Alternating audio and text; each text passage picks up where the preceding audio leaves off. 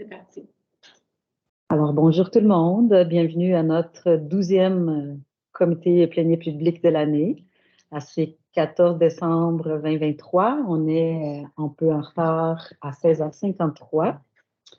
Et on va voir une petite modification dans l'ordre de l'ordre du jour. On va commencer en fait par le point 5.1.5. Alors, sinon, c'est la seule modification. Alors, est-ce qu'on peut adopter l'ordre du jour comme ça? Oui. Parfait. Puis, les procès-verbal, vous avez pris le temps de lire. Êtes-vous d'accord? On peut l'adopter? Oui. Alors, on passera la parole à M. Carlos Chazan. Bonsoir, merci de nous accueillir pour ce contrat de performance. En fait, je vais partager la présentation. Carlo, est-ce que tu peux parler un peu plus fort? Le micro est devant Fernanda. Ou bien, viens t'asseoir. Ou bien, donne-moi le je vais rapprocher. Mets ta chaise ici. Non, mais donne-moi le micro, je vais le rapprocher tout simplement. Avec les fils? Normalement, ça capte bien, là, même si on est là-bas, mais juste pour être certain. C'est pas ça.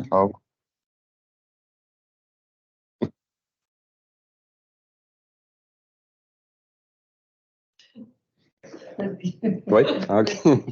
Tout est sous contrôle. Parfait. Merci. En fait, au niveau de la présentation d'aujourd'hui, il y a 2 points. En fait, le premier point, c'est de venir de faire le bilan un peu des travaux qui ont été réalisés durant l'été versus ce qu'on vous avait annoncé au printemps dernier.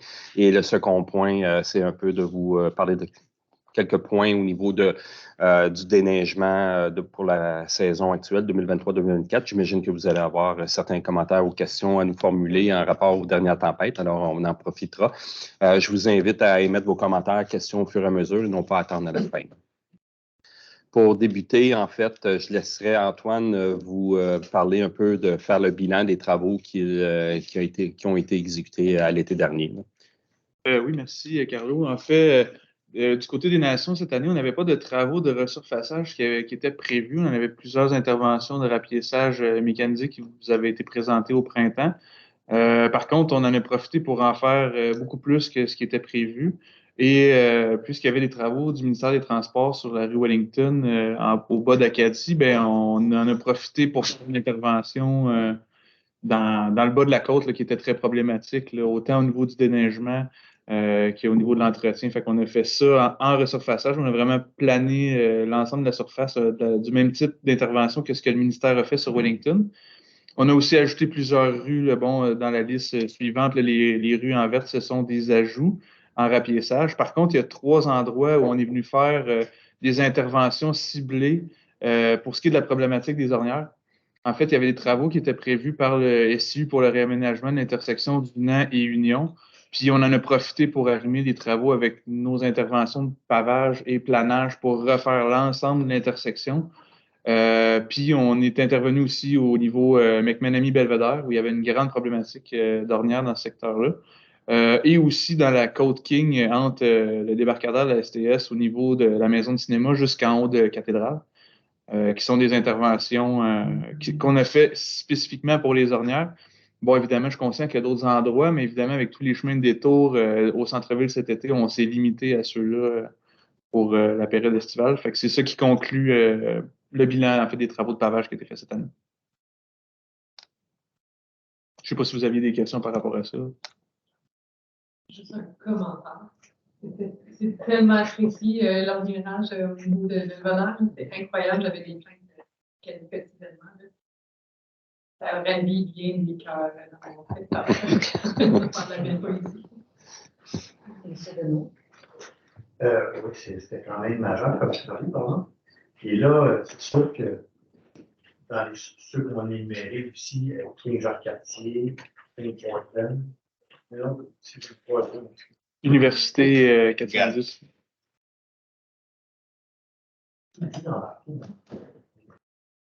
À cette ampleur-là, c'est plus le processus du mort classable, tout ça, qui ne peut pas être plus polyvalent, puis plus accessible, parce que là, on va en faire les autres, parce que c'est vraiment le tu vas même en jouer là-dessus. C'est pas une différence, ou je regardais une petite madame qui prenait sa petite fiat, je sais pas quel modèle. Attention pour embarquer dans les trous, les deux roues en même temps, parce qu'on va à terme. Mais ça ne va pas s'améliorer. Non, c'est sûr. Évidemment, là, on est bien conscient là, des trois intersections que vous avez nommées pour ce qui est de la problématique des ornières. C'est sûr que les deux qui impliquent Jacques Cartier, en fait, ce serait très difficile de faire cette intervention-là de jour. Donc, évidemment, un peu comme il a été fait pour King Belvedere cet été, c'est sûr que c'est évidemment l'action qu'on préconise pour évidemment que ça ait une pérennité plus longue dans le temps, mais c'est aussi plus onéreux. C'est sûr que dans tous les cas, on peut intervenir de façon très mineure, mais ça dure très peu longtemps. C'est un peu là où, quand ça devient dangereux, évidemment, on essaie d'intervenir le plus possible. Ce qui est compliqué avec les ornières, c'est d'atteindre le niveau de compaction adéquat sans faire de planage. Le planage étant l'action de gruger l'asphalte pour permettre un pavage adéquat. Mais puis c'est une étape qui est onéreuse, qui prend du temps, puis qui a une bonne. Ça a un grand impact sur la circulation, évidemment, là, vu qu'on vient faire de l'entrave des voies, et c'est dans l'intersection, donc on peut difficilement permettre le passage en alternance, donc c'est très Contraignant. Très contraignant. Ouais.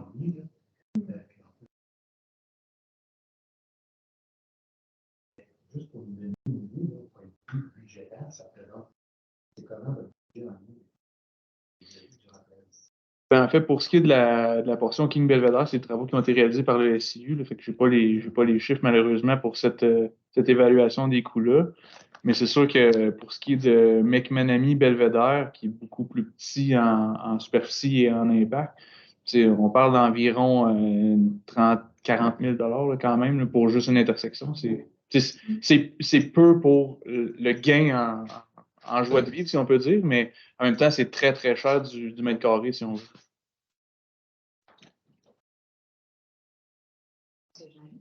Merci, Mme la Présidente. Merci pour la présentation, M. Petit. Moi, je suis content de voir que la rue Brûlée reçoit une nouvelle couche d'asphalte, surtout suite aux travaux là, qui avaient été faits, aux travaux d'argent qui avaient été faits sur la rue de Lisieux l'année précédente. Fait que ça a fait du bien. Puis, Joliette aussi, une raison. Entre le Triolet et la rue du Bleu.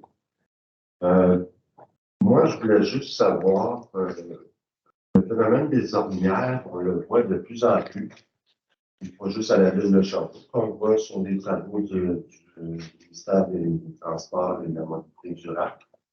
On le voit de plus en plus dans la ville. Puis, sur des travaux qui ont été faits récemment, ça se fait récemment, puis les ornières, on les voit apparaître 6 mois, 1 an plus tard.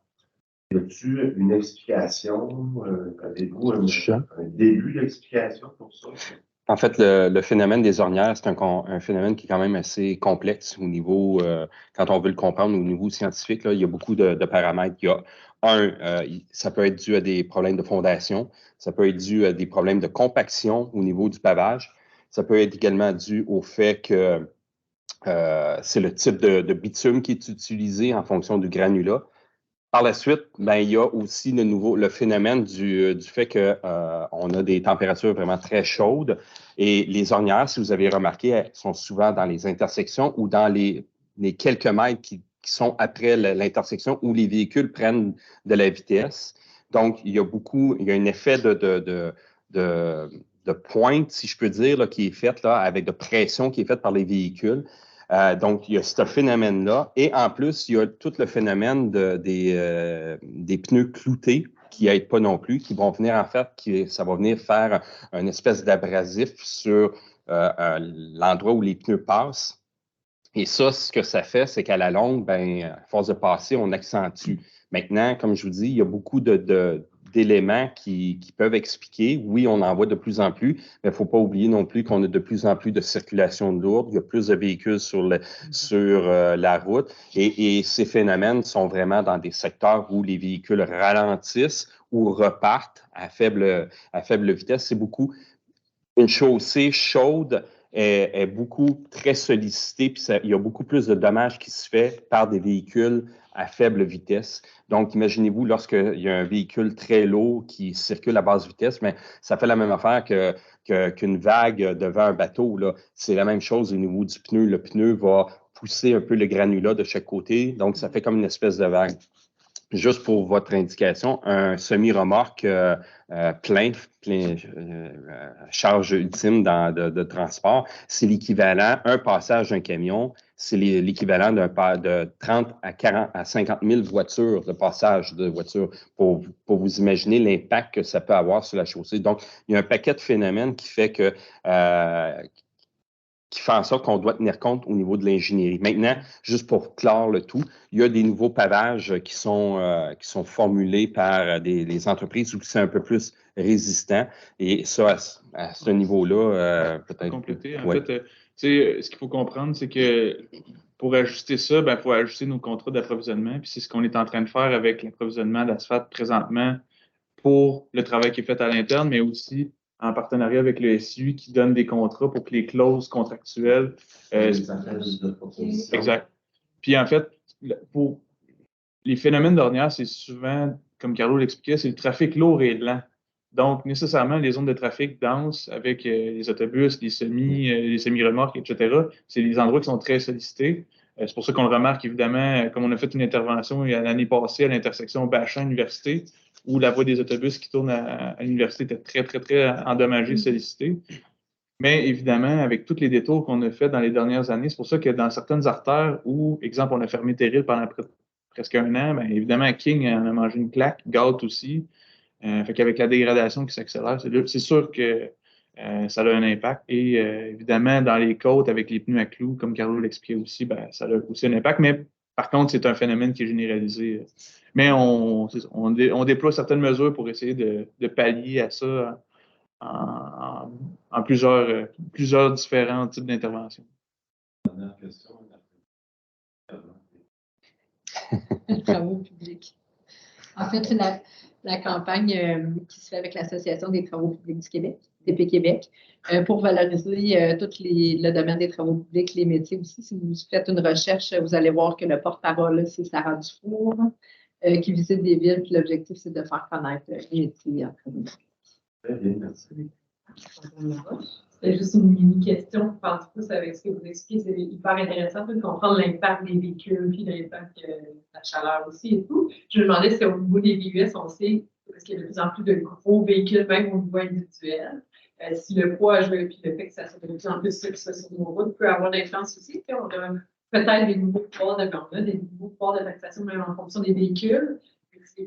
Avec ces réflexions-là, mais c'est le genre d'argument aussi qui peut expliquer qu'un véhicule plus gros a un coût plus grand pour la ville. Je ne sais pas si on a des données à ça. Dans la littérature que j'ai consultée, il n'y a pas encore de corrélation qui est faite encore à ce niveau, du moins dans celle que j'ai parcourue. Moi, je vais juste compléter avec les commentaires qu'il ne faut vraiment pas sous-estimer l'impact en termes de protection pour les citoyens.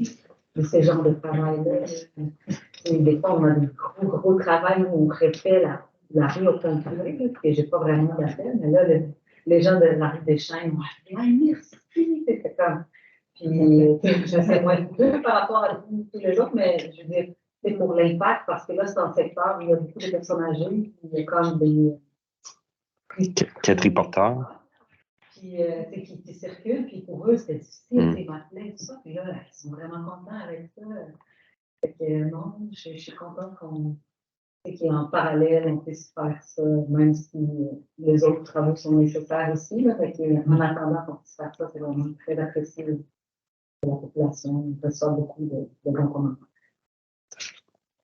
Il y a d'autres questions ou S'il n'y a pas d'autres questions du côté des travaux, je passerai au prochain point, qui est justement le volet hiver 2023-2024. En fait, je vais passer les quelques points que l'on a là, puis on pourra ensuite discuter selon les points que vous avez.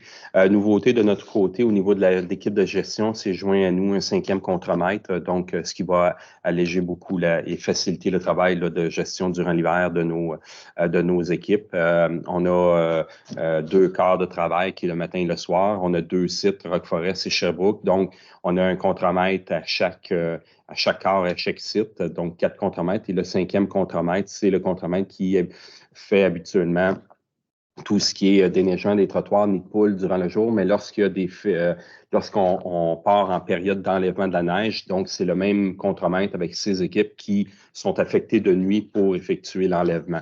Donc l'année dernière, on roulait avec tout ça juste avec 4 contremaîtres. Là, maintenant, cette année, c'est à 5, ce qui va faire une charge de travail qui va être beaucoup plus raisonnable pour nos équipes. Au niveau des enjeux opérationnels, ce que l'on anticipe cette année, en fait, il y a au niveau du déneigement des trottoirs, comme on vous l'a déjà expliqué, c'est au niveau des trottoirs T3 qu'il pourrait y avoir un impact si jamais on a plus de bris, qui se souvient des bris en cours d'opération, étant donné que on affecte quand même les mêmes ressources pour faire le même travail, mais également on a dédié des ressources pour le déneigement du projet pilote de la piste cyclable. Donc, ça va été présenté lors de la présentation du projet pilote, mais on tenait quand même à vous le rappeler que ça pourrait y avoir si jamais il y a des enjeux de bris. Là. Donc, ce serait plus les trottoirs de niveau N3 qui pourraient être impactés au niveau du délai de déneigement. Ça va avoir un impact.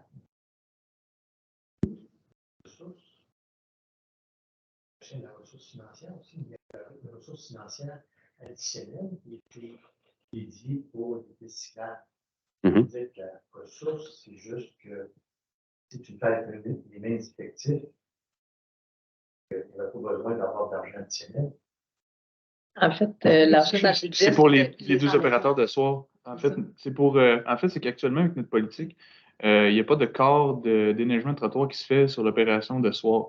Donc, pour assumer la responsabilité, en fait, pour faire diligence raisonnable pour le réseau cyclable, pour maintenir le niveau de service nécessaire pour qu'on soit conforme, il fallait le déneiger 24 sur 24. Et donc, ça nous permet de tester en vue de réviser notre politique de viabilité hivernale. Ça prenait 2 personnes pour assumer le déneigement du lien pour la période de soir. C'est ces 2 personnes-là, c'est ça le besoin additionnel.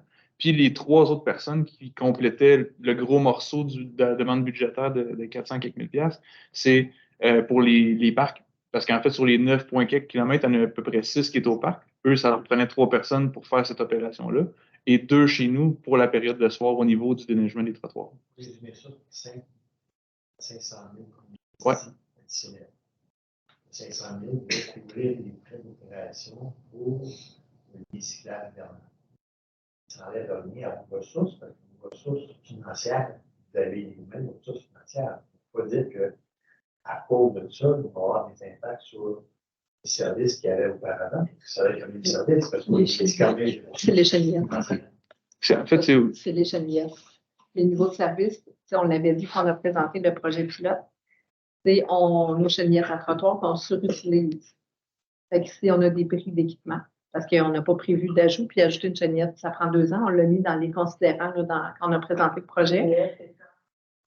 La machine, la petite machine qui passe sur les trottoirs, qu'on a besoin pour les pistes cyclables. Fait que ça veut dire que quand on a des bris, ça vient impacter le niveau de service. En fait, des T3, le délai est plus long, pas les T1, T2, mais le délai est plus long parce que la piste cyclable est de niveau T1, donc on doit l'entretenir en priorité. Fait que c'est ça qui fait ça, comme dans la dernière, je ne me souviens pas laquelle parce que ça fait 3 en ligne, là, mais je pense que c'est la première, où on a 19 circuits de chenillettes. Et on a 21 chenillettes, donc on avait 14 services, il nous en restait 17 pour faire 19. Fait que ça a un impact sur les rapports de niveau de T3. Fait que juste pour le 500 000, il manquait des sommes en lien avec les besoins de mobilisation. Si on aurait à réaliser, là, En fait, si on veut le pérenniser, ce projet-là, et ajouter du kilométrage, qu'on a dit, c'est minimalement, il faut prévoir l'achat de deux équipements supplémentaires, aux alentours de 450 000 à peu près. ça clarifie la chose, c'est le 500 000. On n'a pas d'immobilisation. Non. L'immobilisation, peut-être déjà, en fait, de l'agglomération. Aussi, qui se faut pour l'ensemble du projet. Puis les quarts de travail sont différents aussi, parce qu'on a une équipe qui commence, l'équipe du tour, en fait, qui s'occupe de la piste cyclable, du lac des Nations. Le quart de travail a été décalé. Parce que d'habitude, nos employés rentrent, je vais dire. Ils rentrent à 7 heures, puis maintenant, ils rentrent à 4 heures. Donc, pour faire le lien avec l'heure de pointe du matin. Pour arrimer, en fait, c'est qu'on a principalement arrimé les opérations des parcs, principalement au parc Jacques-Cartier, selon nos horaires voirie pour que ça respecte le même délai selon le même niveau de service pour l'ensemble du lien au complet. C'est ça que ça implique principalement. Puis au niveau des ressources humaines, je vais dire comme ça, les employés, c'est vraiment une équipe qui est dédiée. Fait que, en principe, comme je l'avais expliqué quand on est allé vous rencontrer, ça n'a pas d'impact au niveau de la main-d'œuvre, ça n'a pas d'impact sur l'entretien des rues et tout ça, parce que c'est vraiment une équipe dédiée. Non, pas du tout. Non, on a rajouté des personnes. Ça, c'est une condition de succès. C'est ça qui fait comprendre. Oui. Effectivement. Puis on ne déneige pas non plus les pistes cyclables avant les trottoirs, c'est juste qu'ils ont un niveau de service égal au trottoir de corridor scolaire ou artériel. C'est vraiment la même chose. C'est la même chose, puis c'est une équipe qui est séparée. Fait qu'on a une équipe trottoir, une équipe de rue, puis une équipe de piste cyclable. Si je peux ajouter aussi, l'argent, c'est pas juste pour l'ajout des ressources, c'est que l'enlèvement de la neige aussi. On a des pistes cyclables en bordure de rue avec les voleurs, donc il faut enlever la neige plus fréquemment. Le pont Jacques-Cartier aussi. Le pont Jacques-Cartier, donc on le fait aux 10 cm comme les circuits d'autobus 3 et 8. Donc, on le fait plus régulièrement, donc on a fait des estimés pour que ça rentre dans ces calculs-là également.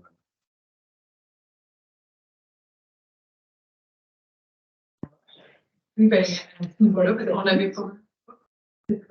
OK.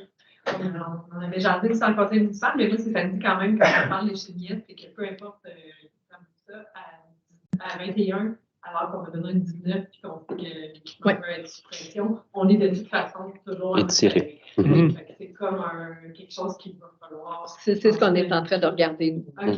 Puis de voir aussi avec l'ajout de trottoirs, les nouveaux trottoirs, il faut être capable de les entretenir. Oui. Fait que là, quelle est notre limite? C'est ce qu'on est en train d'évaluer, puis combien de machinerie on a besoin supplémentaire. Puis le permet aussi de mesurer ça, puis d'avoir une réflexion globale pour les prochaines. Tout à fait. Puis il y avait aussi la volonté de certains élus dans certains arrondissements, parce qu'il y a des trottoirs qu'on ne déneige pas en période hivernale. Puis certains voulaient qu'on se mette à les déneiger à cause de la mobilité pour favoriser les déplacements. Donc, évidemment, à toutes les fois où on ajoute des trottoirs à déneiger, ben on augmente notre charge.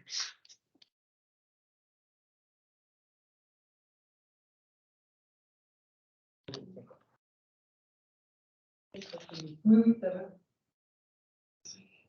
Dans la politique, c'est un côté de la rue qu'on fait mal. Il y a un nombre effectivement, il y a des secteurs où, justement, selon le débit, si je peux dire, il y a juste un trottoir sur deux qui est déneigé. Là. Ça représente à peu près 12 km de trottoirs qui ne sont pas déneigés là, à travers la ville. Les Genevièves, c'est 450 000. On avait estimé. C'est à peu près 225 000 par chenillette, mais pourquoi on ne l'avait pas précisé dans le sommaire, puis qu'on avait dit 2 équipements, c'est qu'en ce moment, on est en train de faire l'acquisition de mini-chargeurs qui sont plus polyvalents dans certains circuits. Et aussi, vu qu'on teste certains trucs pour le déneigement des lignes cyclables, mais peut-être que ça pourrait être un balai, un autre type d'équipement. Fait qu'on l'avait vraiment gardé plus générique pour pas mettre une attente, en fait.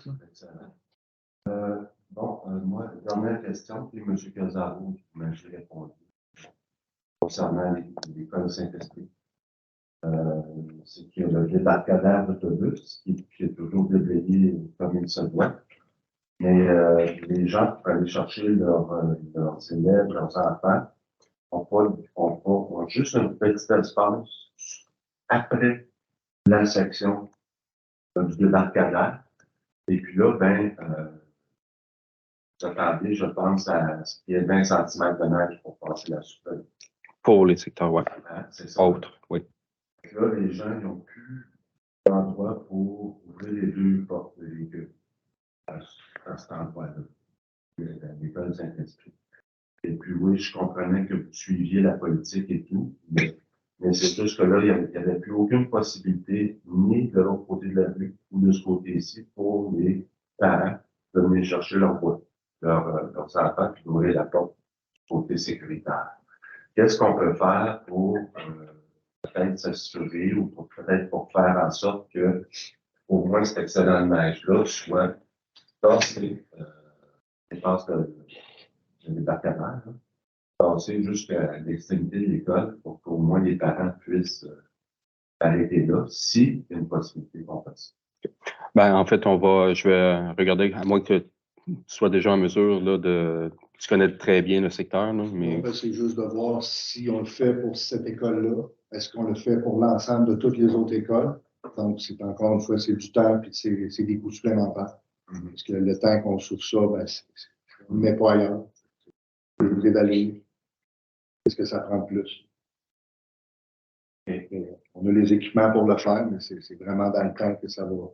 Puis quand on fait ça, ben, on saute d'une place à l'autre aussi, là, quand on fait les écoles. Fait que ça, c'est vraiment de la perte de temps. C'est ce qui est productif d'une équipe d'enlèvement. On dit quand la table est à terre, puis qu'on souffle, on continue. Puis si on fait un petit bout là, un petit bout là. On le fait pour les débarcadères, parce que c'est pas là. On fait le petit bout, puis on revient, puis souvent on passe proche aussi. On va faire le petit bout, puis on va ailleurs après. Est-ce qu'on prolonge? Il faudrait regarder, mais à ce moment-là, là, on arrive serré dans le temps pour réussir à le faire en même temps que la 3 puis la 8 puis le scolaire. Est-ce qu'il faut penser à le faire sur 2 nuits au lieu d'une nuit? Donc, si on le fait sur 2 nuits, ben là, c'est des traditions. C'est une question de cadre budgétaire également. Là. Dans le cadre budgétaire que l'on a actuellement, quand on le fait à travers la 3 et la 8, ben, c'est les débarcadères d'autobus. Donc, tout est une question d'évaluer jusqu'où, c'est quoi les paramètres que chaque école a besoin. Là, parce qu'on a quand même, je pense, une quinzaine d'écoles qu'il faut. Oui, c'est pas plus. Là. On ne leur souhaite pas. Merci.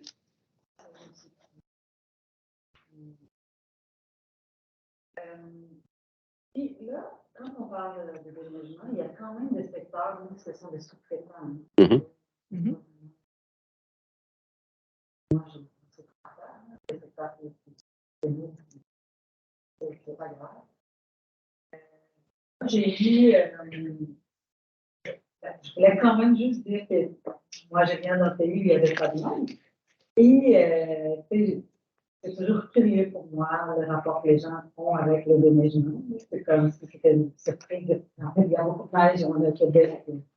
Je veux dire, la tolérance est très faible, hein, je trouve.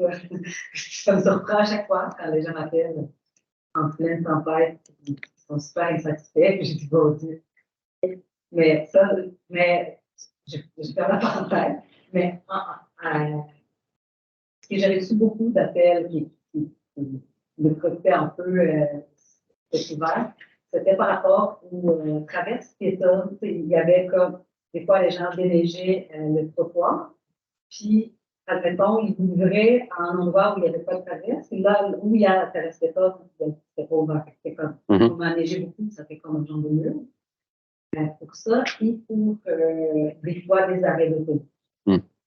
C'est vraiment les piétons qui, des fois, m'ont appelé pour ça. Puis, mais là, j'ai dirigé justement au 5858, mais par la suite, ça avait été corrigé. Il y a eu quand même beaucoup de citoyens appelés de la rue Myriel pour ça. Mais là, ils ont appelé leur centrale, ça a été réglé. J'imagine que quand c'est dans nos équipes là, à l'avenir, ils sont habitués, puis c'est un réflexe, j'imagine, qu'on a déjà d'habitude ou. Oui, mais tout ce qui est trottoir, c'est nos équipes. Toutes les traverses piétons pour défoncer les bancs de neige, c'est nos équipes. Dans les nations, c'est 100% régie. C'est 100% régie des nations. C'est juste que quand on est en pleine précipitation, comme je l'avais expliqué, nous autres, on demande aux gars de faire du kilométrage. C'est quand que la précipitation est finie. C'est sûr que dans la journée, il va y en avoir des murs parce que c'est difficile de coordonner 80 équipements, que la cheminette passe toujours après le camion pour ouvrir. Donc, on fait vraiment du kilométrage. Et après ça, à minuit, on sort, puis là, c'est vraiment séquencé. Donc là, c'est des gros équipements qui sortent. On commence par les niveaux 1, puis on fait tout le tassement au complet. Puis à 3h30, 4h, là, les chenillettes rentrent. Fait qu'à ce moment-là, quand ils rentrent pour faire des trottoirs, puis défoncer les coins qu'on appelle, puis pousser la neige pour donner l'accès au bouton de passage, là, on est sûr qu'il n'y a pas d'autre machinerie qui va repasser pour bloquer le coin. C'est arrivé les 2-3 dernières tempêtes, c'est la façon qu'on procède. Là, on est capable de faire la séquence parce que les précipitations sont finies. Fait qu'on est sûr qu'une fois qu'on a passé avec les gros équipements dans les rues, on ne repasse plus. Mais en pleine tempête, ça va toujours être difficile. La journée de la tempête, ça va toujours être difficile de coordonner tout ça. Et des fois, on a des demandes, un camion va aller dans une autre rue pour X raisons. On a des demandes de la STS, on peut avoir des demandes du service de police, les transports scolaires, ambulances. Donc, on répond rapidement à ces demandes-là, mais quand tu les sors continuellement des circuits, à ce moment-là, c'est sûr que ça rallonge des délais. Et c'est surtout que de coordonner tout ça durant la tempête. C'est sûr que durant la tempête. Mais le lendemain, par contre, c'est supposé, si le lendemain, à 7h, 8h, il y a encore ça, puis les chenillettes sont passées, puis c'est pas défoncé, mais là, à ce moment-là, c'est important d'appeler le 5858, puis qu'on fasse un rappel, puis nos chefs d'équipe sont sur le terrain, les patrouilleurs vont aller voir, puis à ce moment-là, on a encore des équipements sur le chemin, donc ils peuvent y retourner pour faire les ouvertures là, pour les traverses piétonnaires. C'est vrai que c'est un enjeu finalement. C'est pour un citoyen, des fois avec une mobilité réduite. C'est compliqué, ça devient finalement un enjeu de sécurité. Parfait. Puis là, une autre question aussi. J'ai eu aussi, là, aussi dans cette période-là, des rues gravées en périmètre urbain. C'est toujours une problématique quand il pleut beaucoup. C'est les trous, puis là, quand c'est trop sec, c'est la poussière, puis là, c'est une neige. J'ai compris que c'est comme la même machinerie, je ne sais pas, comme moi, on a eu une problématique aussi dans le site où que les gens m'appelaient, il y avait vraiment beaucoup de grands trous. Puis ça avait été répondu, c'est que, de ce que j'ai compris, peut-être que j'ai mal compris, j'avais même pensé que c'était des sous-traitants, mais là, je comprends que ce n'était pas le cas, mais ils disaient que c'était la même machinerie pour le déneigement et qu'il fallait changer comme les équipements pour remplir le trou. Alors, finalement, c'est pour ça que ça a pris. Est-ce qu'on parle de l'Orcona? Oui. C'est beaucoup de plaintes. Hein. C'est sûr qu'il y a un bon flot de circulation aussi. Puis avec nos gels, dégels, puis la pluie, nos chemins de gravier, c'est compliqué. Puis là, en plus, à cette intersection-là, il y a eu de l'accumulation de neige. Il y a eu un doutant, là, ça l'a fait de la glace. Il s'est fait des trous dans la glace, des trous dans le gravier. Ça va nous prendre quelques interventions pour le corriger. On est allé hier. Juste l'année passée, quand on a eu des doutants, on va avoir rajouté environ, pendant 2 jours, à un moment donné, on a rajouté 40 voyages de gravier. On a fait du rechargement en plein hiver parce qu'on n'était plus capable de corriger les trous. Tu sais, pour corriger les trous, il faut que tu y ailles avec une niveleuse, avec des bits, là, si tu veux, des pointes au carbure. Puis on le corrige, on coupe, on ne peut pas couper un trou d'une shot de même, on fait trop de matériel lousse. Et là, après ça, s'il y a trop de lousse puis que ça ne gèle pas, là, ça va venir tout, ça va être de la cochonnerie. On va quasiment faire une zone instable. Donc, l'année passée, on a pris la décision de corriger les trous, de rajouter une 40aine de voyages pour abrier tout ça, puis souhaiter que ça gèle comme ça, puis que ça reste de même pour l'hiver. On est là, ces chemins-là, puis il est très sollicité, hein, il y avait beaucoup de monde qui transite là. Donc, soit toute l'année des appels, soit pour les poussières, Puis c'est sûr que le fait que ce soit un secteur en développement avec beaucoup de transports lourds en période hivernale, en plein redoux, pendant la période de jet de gel, c'est sûr que ces chemins-là, en gravier, ne sont pas faits pour avoir le flot de trafic qu'ils ont actuellement. Actuellement, c'est que tous les gens évitent le secteur Lionel-Groulx puis shortcut par là en bon français. C'est sûr que ça nous nuit parce que le chemin n'a pas été designé pour ça. Oui. Ça vient en plus de tous les changements dans la circulation du quartier là, qui avait été proposé, en effet. Puis là, ma question justement par rapport à ça, parce que c'est ça que j'entends. Puis je comprends que, parce qu'il n'y en a pas encore les services de raccordement en dessous, est-ce qu'il existe une façon de faire le passage d'un chemin provisoire? Est-ce que ça existe ou ça ne se fait pas? En fait, la problématique, ce qui cause encore plus de problème, c'est que il y a beaucoup de circulation dans le secteur, beaucoup de rues dans le secteur qui sont où on épand du sel. Donc, les roues amènent du sel à ces endroits-là. Donc, la surface, en plus, va dégeler, la surface en gravier. Là. Mais pour répondre à votre question, donc, ça complexifie l'entretien. Mais pour répondre à votre question, est-ce qu'on peut faire un pavage? Bien, ça se trouve, oui, la réponse est oui, mais le problème, c'est que c'est un budget d'investissement. C'est de l'investissement qui doit être fait. Là. De l'investissement à faire 40 voyages oui. toute l'année, d'y aller tout le temps. Tout à fait. Je me demande, est-ce que ça avait déjà été regardé? Est-ce qu'en fin de compte, ça valait peut-être la peine de le faire parce qu'il y a ça, il y a les services à la mobilisation des équipes là, pour le faire à chaque fois. Là. Mais ça reste beaucoup moins cher que de faire des travaux de pavage. Je n'ai pas les chiffres, là, mais même si on met 5-6 000 en gravier, c'est des travaux qui vont coûter peut-être 150-200 000 en pavage temporaire. Donc, si on fait ça en plus sans avoir complété les infrastructures souterraines qu'il y a là-dessus, mais évidemment, en fait, c'est que vous pouvez adresser votre demande au service des infrastructures urbaines. C'est eux qui s'occupent de faire les démarches pour le pavage des rues en budget d'investissement.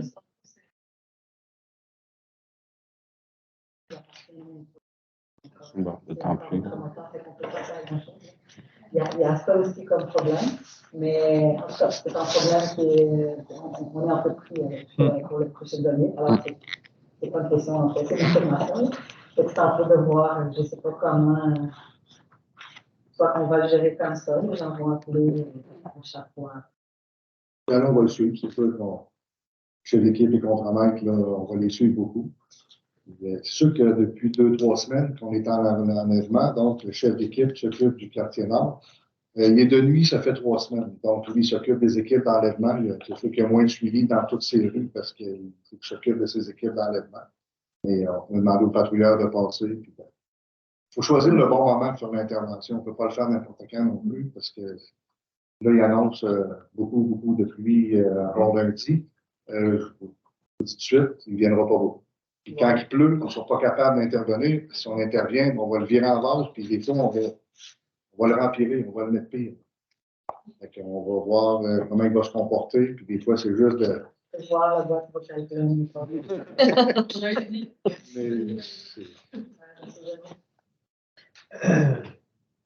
Sur le coup, en fait, qu'on a eu, puis j'ai parlé au conseil municipal. Et on a une problématique dans les secteurs financiers où que les déneigeurs. Les gens qui restent là, ils appellent pour que ça m'a. C'est de là, moi j'ai parlé à une amie participer, ça. Moi je pense que moi j'ai mis une façon pour dire aux gars, quand tout à l'heure, des voitures, c'est pas qu'ils sont. C'est pas des machines qui t'appellent et puis tout le monde a ça. Je suis propriétaire de petit logement. C'est ça pour nous. Les gens se dinguent après ça que c'est pas stationnement déneigé, mais la rue est un champ de mine, un champ de neige. Avec les changements qu'on a fait, comme une philosophie de quand on refait les sont moins larges, ça amène certains problèmes. Puis là, quand on a des stocks au coin de Maisonneuve, Clark, Kate, Maurice, c'est un marché de même. Il va y avoir, quand il y a une analyse, ça va avoir des impacts sur le coût de déneigement, ces choses-là. Est-ce que la main droite par la main gauche ou je vais le dire comme ça. On se parle pas assez. Alors? On se parle pas assez. En fait, il y a des mécanismes de coordination qui fait que, puis des fois, tu sais, c'est beaucoup mieux que c'était, mais des fois, les projets de rue, puis là, vous me corrigerez, là, mais les projets de rue, tu sais, ceux qui voient le jour là, c'est peut-être les rues qui ont été planifiées il y a 3 ans. Fait qu'il y a 3 ans, est-ce que les mécanismes de coordination étaient tous là? Pas nécessairement. Quand on est allé vous présenter aussi les changements avec nos macrostructures, le fait qu'on change les 3 services puis que ça bouge, puis que le service d'ingénierie se campe aussi sur ce bout-là, mais il y a des mécanismes de coordination, des mécanismes de consultation aussi pour qu'on arrive au bon moment dans les projets pour s'assurer que quand après ça, on va avoir à l'entretenir. Puis là, je parle de mon service, mais il y en a d'autres aussi, mais quand on va avoir à l'entretenir, s'assurer qu'on va être capable de le faire aussi pour ne pas avoir de surprise. Fait que ça, c'est des choses qui sont adressées. il y a beaucoup plus de collaboration, mais c'est ça, là, on récolte un petit peu là, les projets qui ont été faits il y a quelques années où on se parlait pas assez, je vais dire comme ça, mais c'est toujours en amélioration. Puis on sait qu'avec les macrostructures, ben, ça va n'être que mieux parce qu'on va savoir exactement quand on va chercher qui, à quel moment on intervient, puis tout ça, puis quand les gens sont conçus. Ce qui va nous éviter aussi des allers-retours. Pendant que notre période Francis. Mais on a souvent des têtes en élection. Des autobus scolaires, puis après ça, les gens qui stationnent sur la rue, quand même, c'est problématique. La prochaine politique, il y en a. 2025. 2025. Justement, en lien avec les trottoirs, ça, je pense. Oui. Ouais. On a près de 20 000 usagers dans ce moment par jour. Puis, qu'est-ce que vous faites, ça rapporte que là, je vais prendre Geneviève comme témoin. Il y a des félicitations au service, à la société de transport, par les usagers du transport avec vous. Si sur les demandes, l'une qui était très satisfaite, et une autre qui avait des demandes dans le secteur professionnel. Mais tu sais, c'est pas facile, ça se fait tout le monde. Puis, à Chabot, dans une culture, la tolérance n'est pas la même que dans l'autre. Quand j'ai toujours vécu au niveau du service, c'est pas facile de l'enlever. On regarde à voir puis j'ai en période de Bernard. Mais l'autre, la neige a pris longtemps. Donc, c'est mal au niveau du service, on s'y donne tout. Il faut aussi la topographie de la ville en sorte que ça crée des attentes. Mais somme toute, au-delà des commentaires négatifs, plus de positifs que malheureux, c'est pas assez souvent. Oui. Oui, puis j'allais vous dire, quand vous avez des commentaires comme ça, vous pouvez nous les transmettre aussi. On va les transmettre aux équipes avec plaisir. Ah oui. Mais c'est pour ça. Mais c'est aussi pour ça qu'on veut tester des trucs pour les trottoirs pour se faire, parce qu'on sait que ça va devenir un enjeu lors de la prochaine révision de la politique. Oui. Puis de voir ce que ça peut impliquer en termes de machinerie, de personnel, de niveau de service. Oui, puis c'est pour ça que la politique de 2025, c'est qu'on voulait se donner aussi un moment pour être capable de tester. Puis si le projet pilote revient de piste cyclable hivernale l'hiver prochain, on va avoir au moins 2 ans aussi. Fait qu'on va être en mesure de s'ajuster.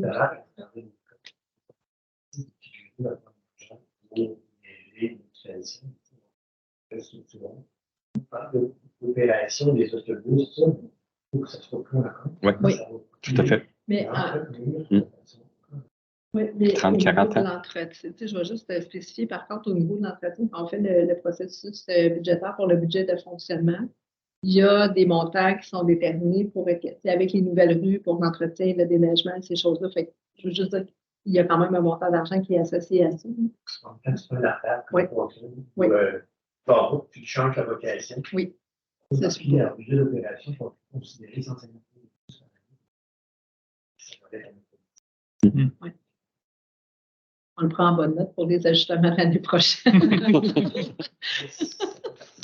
Oui, tout à fait.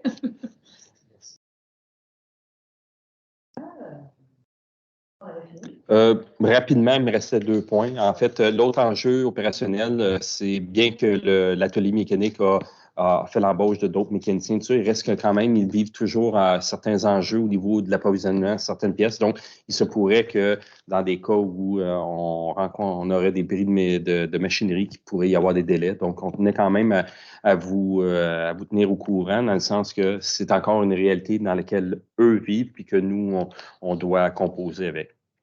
Dernier point, en fait, c'est un rappel de diriger le plus possible les plaintes de vos citoyens vers le 5858 ou les requêtes web ou de les inciter à s'inscrire au portail Mon Sherbrooke pour qu'on puisse par la suite faire la gestion de ces requêtes. Ça ferait le...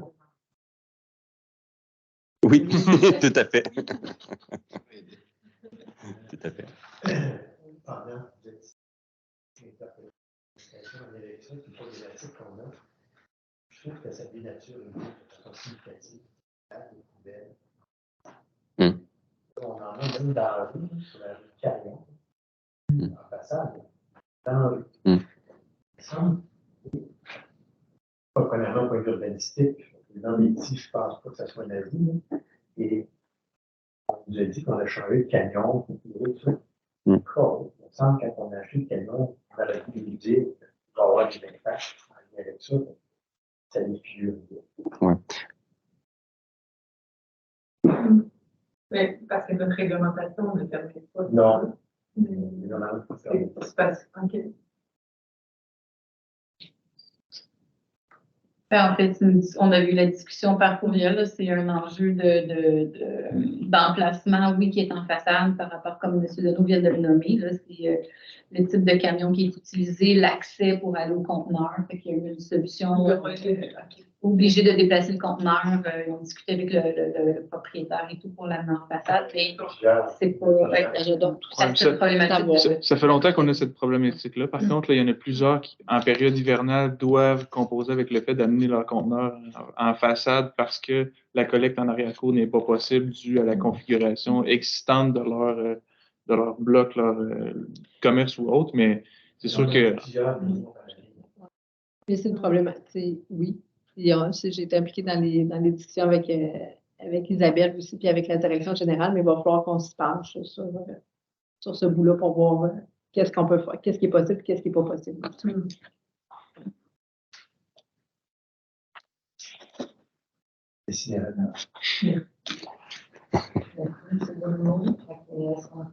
Oui.